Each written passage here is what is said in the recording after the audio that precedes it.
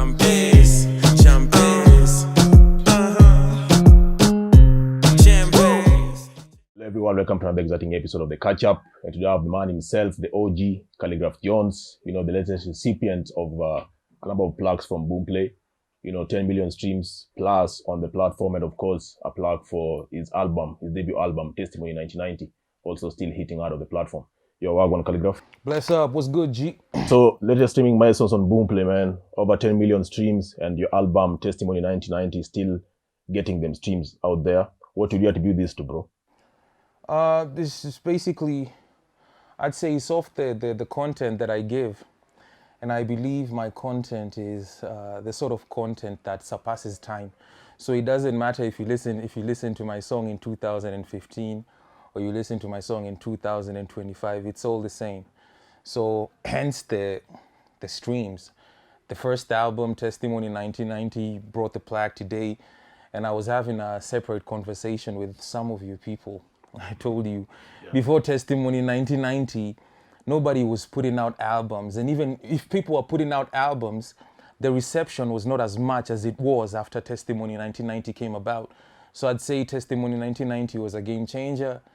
And it's all because of the fans. They appreciate the fact that I'm always out here working my ass off to ensure that they are properly supplied with good music. Yeah. You're blessed up, man. And congratulations on your latest achievements. Bless up, my G. Yeah. So, going forward, man, fans have been asking you this. I think the last time I spoke to you, I asked you the same question about your new album. Yes. Yeah, what can you tell us about it? When should we expect it? Is everything ready and all that?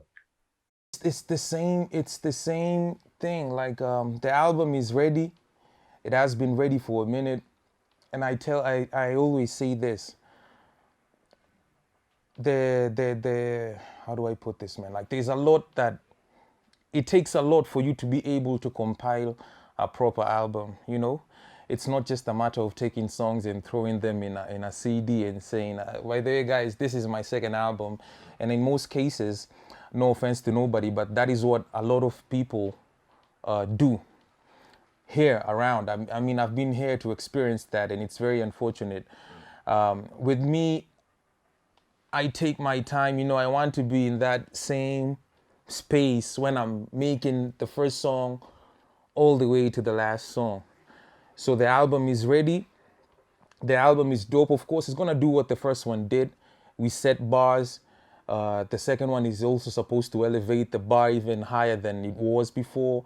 The quality of music that I'm giving you guys is on a different level. I mean, everything with the album is just extraordinary, and that is something that people should anticipate for. Yeah. Any collaborations? Yeah, of course, man. I worked with a whole lot of names, a whole lot of people from different parts of this world. I mean, there's a bunch of names, but that is information that I'm going to hold for now. Well, when the right time comes, then you'll definitely know who's on the album. All right. Yeah. And speaking of names, man, you recently linked up with the man himself, Blaqbonez. Mm-hmm. And can you tell us what went down? Did you guys work on something? Yeah, he pulled up to the studio. We chilled out, we conversated, we had just vibing. And I mean, I've known Blaqbonez for a minute, and I think I say this, there's an interview, I told you guys this, whatever happened with the diss tracks, it's just part of the game. Yeah. And nobody was taking anything personal. So even when he pulled up, I mean, he just picked it up from where we left it off when we were talking back then. He's a comedian aside from being a rapper, Yeah. He's a comedian aside from being a rapper. So he decided that we were going to make a skit, which we did right here. Right. It was good vibes. He's a dope rapper. He's very creative with his videos that he does on Instagram. So yeah, we had a good time. Okay. Then Big Man Sark also pulled up. We're working on something new with him. There are plans to do that. Because, I was the first time we actually linked up with the guy. Because even since we worked on the Wavy track, or even when we were working on the Wavy track, we never met. Yeah. It was just things that were being done online, conversations over the phone and stuff. So we linked up. We had, it was a proper connection, real recognized game. We talked about that. I am intending on flying to Ghana, where we're gonna, just be able to see if we can work on more stuff. But all in all, it was good vibes. It was good vibes. I think I done set a proper foundation for everything to happen right now. All right. Yeah, man. Then new music out, man. Champez banging all over the place. But the guys, you can check it out on Boomplay right now. Bro, what was the inspiration behind this song? Because Omolo can do reggae, Omolo can do dancehall, and Omolo can still deliver hard rap. It has gotten to a point in my career whereby at this point I'm not trying to prove nothing to nobody, when it comes to skills and talent, that is non-debatable. I can rap, I can hold it down, but I'm just having fun at this point. Okay. And Champez is as a result of me having fun. Now, I tell you this, I wasn't even intending on putting out Champez. I wanted to put out the album before Champez, but constant pressure from the fans every day. Khaligraph, when are you dropping a new song? Oh, Khaligraph, you've been quiet for a minute. Oh, we need a new song. So I decided I was going to drop Champez as I finalized on the album. So Champez is going to be the last track I release as a single before the album comes out. But look at the vibes. I was in a zone, just messing around with people and just doing that. I like doing that. Right, man. Yeah. And speaking of music, man, there's a time you shared a clip, and the song really stuck on my head. Ike Chuku. Yeah, but I tell you that Ike is on the album. Nice. The video is done. I mean, Ike was probably one of the first songs to make it to the album. Wow. So that's the reason why I decided to hold it back, kidogo, until everything is streamlined to the best positions, and then after that the song will come out. But it's like track number 3 on the album. Nice.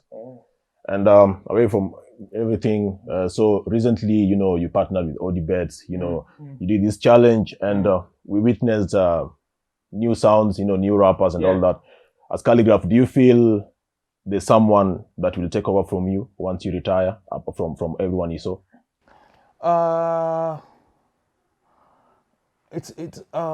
I believe in people, creating their own path. You want to create your own path and follow your own path. But sometimes if you come with the intention of now I'm going to knock this guy out and take his spot, then that is unlikely to happen. But I mean, there's a lot of mad potential in the country, and even from the Ordinary Challenge, you are able to witness all that. We saw over 10,000 guys doing shooting videos, and we were introduced to a lot of new dope talents. People from different parts of this country came through with amazing skills, I have to say. So there's a lot of people who are actually better. They're dope. I'm at this point, I can't even call myself I'm the best rapper, But to be able to get to a level where Khaligraph is right now, it's not only about rapping. Rap is not the only factor that can bring you to this level. There are very many things that it requires for you to be able to come and take this spot. And I know a lot of rappers who are doing good right now in the game, but I always say this: time.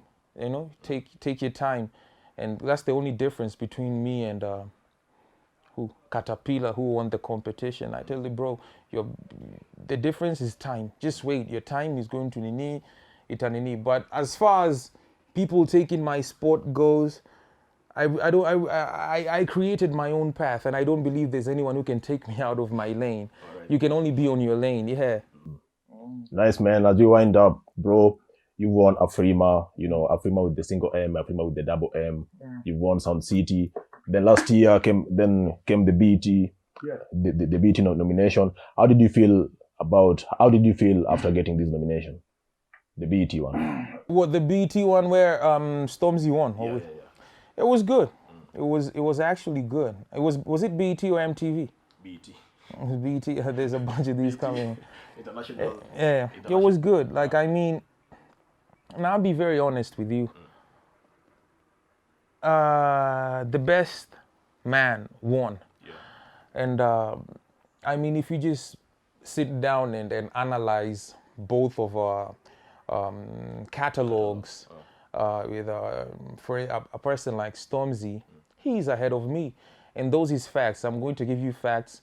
And that is the thing with me. Like, I embrace reality, and that gives me peace. I was not ready to win in that category. I was not ready. I was not ready. And the fact that I got the nomination, the recognition was more than enough for me, you know?